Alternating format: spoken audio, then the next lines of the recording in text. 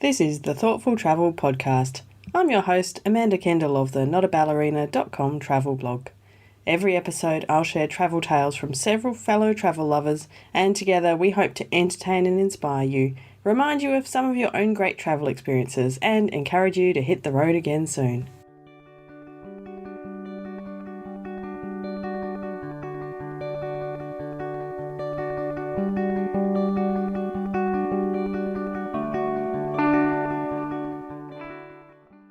Hello and welcome to episode 26 of the Thoughtful Travel Podcast, How to Be Bilingual. It sounds so easy when you say it like that, doesn't it? I'm going to give you 5 easy steps to become bilingual, preferably through travelling. Well, of course it's nothing like that, and the subtitle should be something like, with a heck of a lot of hard work. But it's an interesting idea to be bilingual, and something that we're going to discuss with 3 different guests today. Now, I don't know if I can exactly classify myself as bilingual, but I do speak German pretty fluently. I lived there for a few years and did study German all through primary school and high school and even into first year of uni. So I've got a fair bit of experience with it. And I have to say, I did have a couple of proud moments when my son was younger. We went to a German playgroup once a week on a Friday. And it was mostly native German mothers who were at the playgroup, actually, and a couple of native German fathers as well, I should add. And I was one of very few non-native speakers who came along. And it was a very strict rule that you should speak German the whole time because it was, the idea was the kids would be around people who were speaking German and would be encouraged to speak German as well.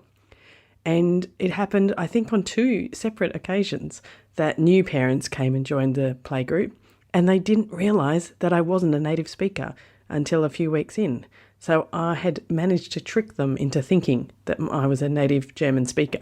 They always thought I had a bit of an Australian accent when I spoke, but they thought that was just from living here for a while. So although my written German is nowhere near that level, and my grammar is terrible, when I speak, I can speak well enough that I can trick someone into thinking I'm bilingual.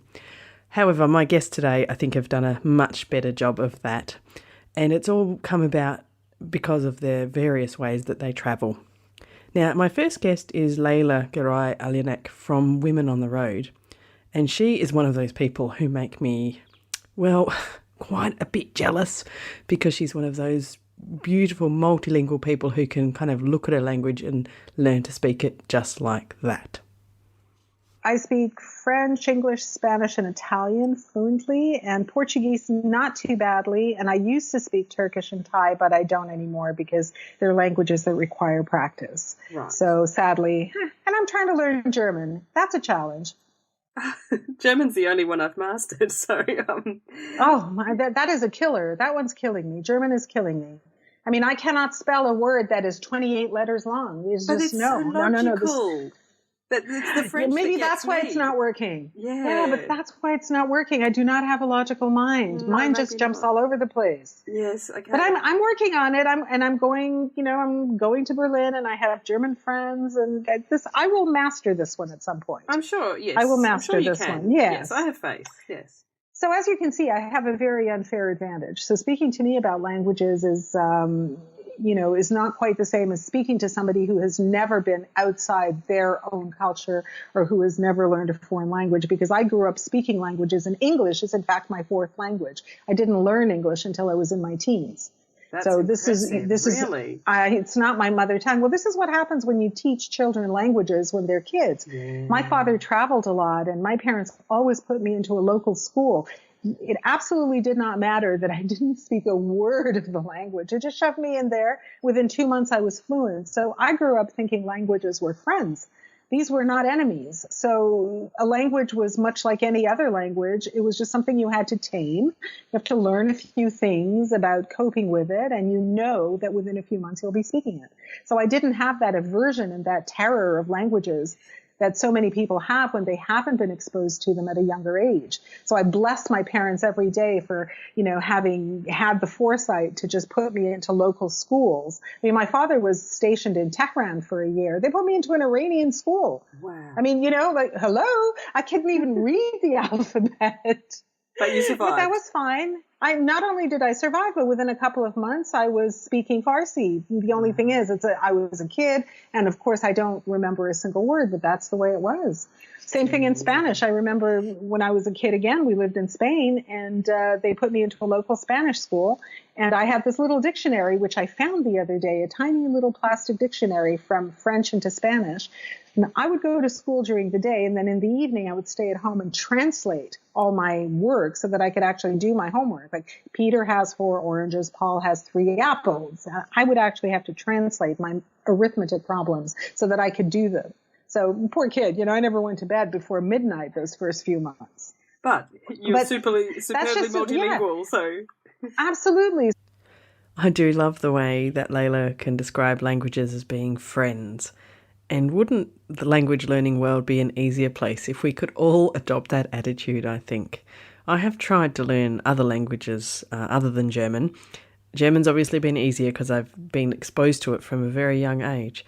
But even though I love the idea of learning languages, every time I start one, describing it as a friend is about the opposite of how I feel. But, I will continue to practice over the years.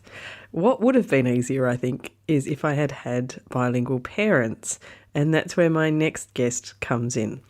Adam Beck of Bilingual Monkeys moved to Japan long before his children were born, and also had a huge advantage of working in this industry before his children came along. So he has some very interesting and extremely useful thoughts about how to raise children bilingually.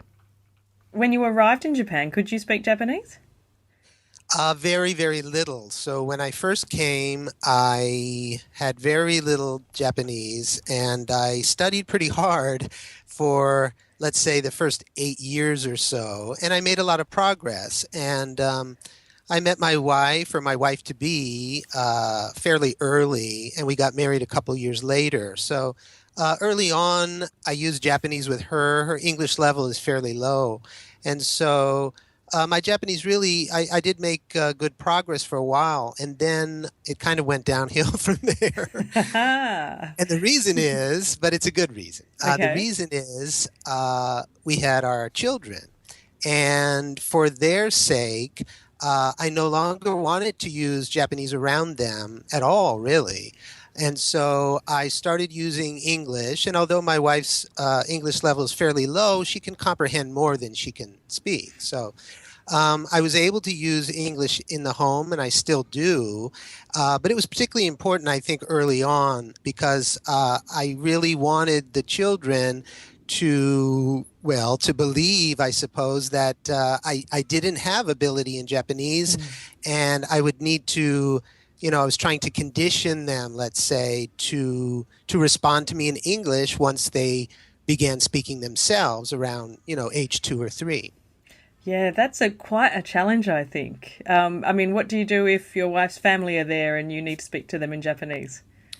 Well, that's a great question. We don't see them all that often because they live about 90 minutes away. It's a comfortable distance, let's put it that way. We see them, I don't know, 2 or 3 times a year, I guess, maybe more. But my wife and the kids drive over there a little more often, and I don't go over every time. But, the truth is, even early on, because I realized how important it was that I do this kind of conditioning in English, I really tried hard not to use Japanese too liberally around them or in front of them while they were small. And so that was a conscious choice, and I was very mindful of how I was using Japanese whenever they were within earshot. So if I did use it, then I would use it kind of in a softer tone. I wouldn't do it in the same kind of way that I would speak to, infants and small children, which is this kind of, what do they call it? Infant-directed speech, which is this higher, brighter type of speech. So I took a different tone, I think, when I was using Japanese. But for the most part, I was really mindful about trying not to use it or trying to control my use of Japanese when they were around. How did you even come to that realization so early, like, before your children were born by the sounds of it? Have you got a background in bilingualism, or how did you? Well, I do because, I've been in this field for 20 years now, and I started when I first came to Japan, and I was a teacher at Hiroshima International School. So I spent a number of years there, and it was at that time that I started, the process of gaining, I think, the best practices for fostering active bilingual ability in children. And so I worked with hundreds of children at the school who were bilingual and multilingual, from small children all the way up to teenagers. And so that was a real training ground for me, I think, in terms of how to work with my own children. Yeah, And of perfect. course, that's different because I'm with them all the time as opposed to, during the school day. But the other thing was, so I did have that background, and I developed a very strong interest in working with bilingual children. And at the same time, there are plenty of other expats here in Japan and in Hiroshima, and they're trying to do something similarly, where they're, in many cases, of course, it's an American or an Australian or, you know, uh, uh, a father or a mother from England, and they want their child to develop, active ability in English, but in many cases they find, even as the child is already getting a bit older, that it's more difficult than they expected. And one reason for that is, I think, when parents are not as conscious or not as mindful about how much of the target language, or how much of the majority language, in our case that's Japanese, of course, they're not as quite as mindful of how much of the majority language they're using around the children. And it's not always true, of course, that the children won't use the minority language. In our case, that's English, right? And so for some families, even if, let's say, the mother or the father is using Japanese around the children, well, maybe it depends on the family, but maybe that child will nevertheless use English with that parent. But I do think, in general, that the more a parent uses the majority language around the child, the less need that child has to use the minority language. So, that's kind of a broad principle, but I think in general it's true. Maybe the odds are better for the parent who is the main caregiver because they're around the child more. Yeah.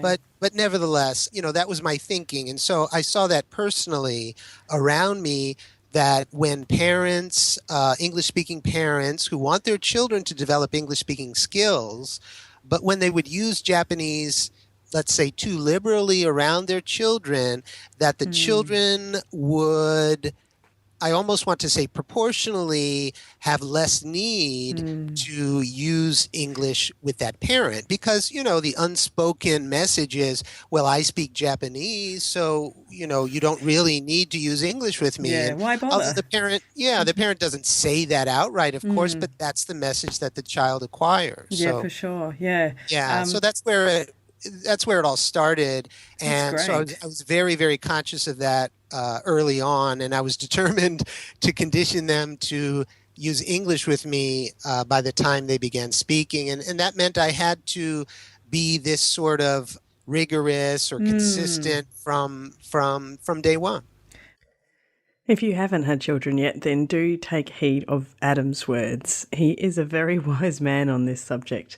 I've been following him online for years, and I have implemented some of his advice, but not all of it, because it's really hard. So obviously I've attempted to bring up my son bilingually, German and English, but he's very much a passive bilingual. He understands a lot of German and he can speak it if pushed, but he's not that keen on speaking German because he knows full well that everyone around him speaks English. And that is exactly the problem as Adam defined it. So I think, good on him for coming this far with his kids. I'm very impressed. However, if you were not lucky enough to become bilingual as a kid, then there is still hope, as evidenced by my final guest today. So I was speaking with Martin Bailey, the photographer. I spoke with him a few episodes ago as well. And he moved to Japan in his mid-20s, not speaking a word of Japanese or any other language, in fact. And he did very well. I'll let him tell you, his story. I'm really impressed by it. I'd never been a great student, but I'm not, I don't think I'm an intelligent person, but I'm not stupid either. And so I started to feel a little bit frustrated that I wasn't using my brain, because once you learn this trade, that was it. You just did it. Yeah. And so I started to look into going to night school to learn German. And then I went into the factory one morning, a Monday morning, and the lady in the canteen sort of spun a newspaper, the local newspaper around, and there was an advert on the back saying working in Japan. And it turns out it was a job. This factory job that I was doing was making lace on these big old wrought iron lace machines, 100 years old. And the job, they were advertising in a local newspaper because it was a specific trade to Nottingham in England, in the Midlands. And I called them up and went for the interview after. I was working shift, 6 till 2. So I went for the interview at 3 o'clock, got the job, went home and wrote out my resignation, took it back to the factory the same day because it was a weekly paid job, so it was only 1 week's notice. And I finished the Friday and I flew on the Saturday. And so, oh my gosh, basically, that's very spontaneous. Yeah, but the attraction there and why I started to this sprung to mind when we talked, when you with your question, becoming bilingual through traveling, was that my attraction was that instead of German, I could go to Japan and learn Japanese. And I thought, okay, well, German's, it's a nice butch language. Everyone even the women sound incredibly butch. But I thought, Japanese, that's such a cool language to try and learn. And so I bought a dictionary, an etiquette book, and a phrase book. And I didn't read the whole dictionary. That's a little bit too boring. But I read the entire phrase book and the etiquette book on the plane on the way over because I was so excited about coming to a different country. But after that, I spent my first year. I went into the city. I used to live in Fukushima, where they've got the power plant problem, nuclear power plant issues now. I went into the city in Fukushima, bought a few grammar books, and that were made for Westerners trying to learn Japanese. I read through those. I did all of the exercises, and so for the first year, I was just cramming my head full of Japanese grammar and vocabulary. And then in my second and third years, every day I would study the reading and writing. So by the end of the third year, I'd taught myself to speak and read and write Japanese. And then I went for the highest language. There's a test called the Japanese Language Proficiency Test. And I went for level 1 of that, which is the highest, and passed that just as I was coming into my fourth year. So that's amazing. I was really, really pleased because I'd wanted to learn a language. And once you get that level of Japanese, they say with the certificate that it means that you can speak about this as well as a high school student in Japan. So, and then of course I actually went to college over here and did all of my college in Japanese. All of my notes are in Japanese. Wow! And so what an achievement! So I really just that's what I wanted to do. But at the time, of course, I didn't realize that I was going to fall in love with Japan and fall in love with my now wife. And so now 25 years later, I'm still here. And I don't have a British passport anymore. I gave up my British passport and became a Japanese citizen. So, interesting. So you are pretty much fully Japanese, except for the accent. I am. Yeah, apart from perhaps you speak Japanese with a Japanese accent by now. Well, you know what?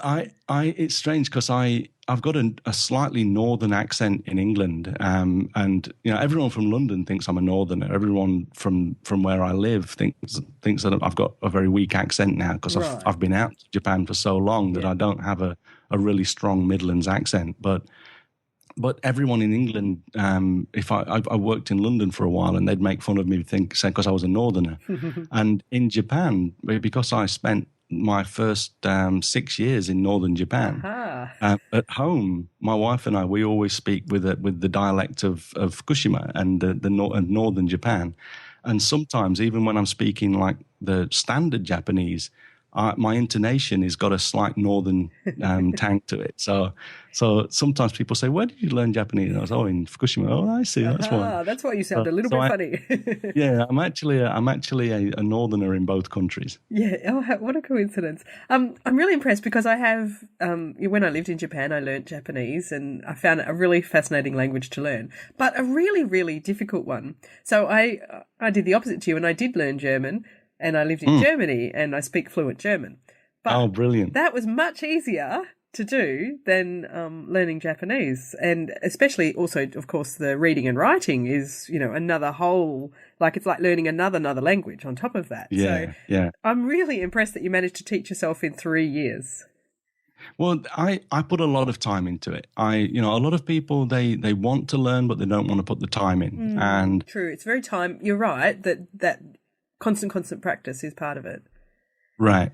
And I mean, it helps living there, but I was doing that factory job and I would go home in the evenings. When I was on a day shift, I'd go home in the evenings and I would literally write out 200-300 characters every day. Wow. And I would write them out from memory, and I would get to the end of, because they have these, they call it Genko Yoshi. It's these big open, I think it's it'll be A3, maybe, or maybe B3, something like it. It's like you open it up and there are 200 squares on there. Right. And so I would until I got to the first 200, until I'd learned 200 characters, I would write them all out. Yeah. But then when I got to 1,000, I would write the first 200 one day, the second 200 the next day, and the third 200 the day after. But then when I got to the end of it, I would try and learn 5 to 10 new characters. Uh-huh. And so by the time I got to the end of the 200 that I'd written from memory from, just from previous studying, I would then try to remember the 5 or 10 characters that I learned the previous day. And if I could write out of the 5, if I could write more than 4 of them without, and not forget the 5th, if I could write all 5 out, I would learn 10 more. Right. If I could write only 4 or less, I would learn those same characters again. But it basically, I forced myself to recall from memory and write the characters out. And so I really just worked hard at the language, and I gave myself a good chance to do it, and it all worked out well. Having learnt quite a bit of Japanese while I was living in Japan, I can assure you that it is a very tough language to learn, especially to read and write. So the fact that Martin was able to learn it as an adult and then complete tertiary level education in that language gives me a lot of hope for my future, and perhaps I will manage to master or towards mastery of another foreign language in the future. So I'm, yes, as I said, very impressed by that. Now, it probably is not all of our goals to become bilingual while we travel or for our travels, but it is definitely very useful always to learn a bit of the local language when we travel, and I think it's something that can stand us in really good stead for helping us to meet some more local people, to be integrated a bit more into a community when we travel, and just to have a whole lot more fun. And plus that whole learning languages thing is, good for the brain, prevents dementia and all kinds of other, useful things. So I do encourage you always, whenever you can, to try and learn a bit of the local language before you travel. It's so much easier these days with the great apps and stuff available. If you haven't looked at Duolingo, an app that's available on a desktop computer or on a mobile phone, etc., then do have a look at that. It's a really, really well done way to learn a language, and it's free as well. It's a really great model. I'll put a link to that in the show notes. In any case, that about wraps up our talk on how to be bilingual for episode 26 of the Thoughtful Travel podcast. So thank you as always to my fabulous guests. First up, we had Leyla from Women on the Road. You can find her at womenontheroad.com. Next up, we had Adam Beck from Bilingual Monkeys. He's at bilingualmonkeys.com. And I'll leave a link in the show notes to his excellent and very relevant book here, Maximise Your Child's Bilingual Ability. He really is a super expert on this topic and has a lot to teach all of us who are trying to raise bilingual children, because it's way harder than I had ever imagined, let me tell you. And finally, I spoke with Martin Bailey, and you can find him on the internet at martinbaileyphotography.com. And he has, don't forget, a great selection of photography tours and workshops to some of my favourite places. And he does do them around Japan as well. So if you're interested in combining some photography with some travel, look up Martin's stuff, especially if you want a bilingual Japanese speaker there. All of these details and more will be in the show notes. And for this episode, you can find them at notaballerina.com/26. I would love you forever if you could leave a rating or a review. You can do it in any language you like, and I'll still be happy, because I think the stars are they translate across any language.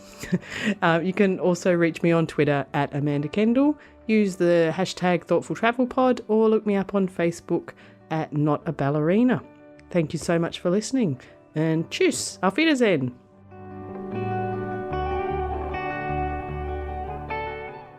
This has been another episode of the Thoughtful Travel Podcast.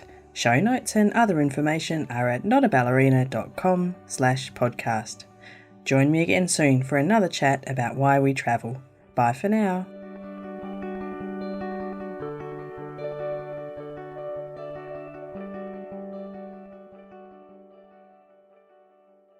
Jackrabbit FM. For your ears. Who is that?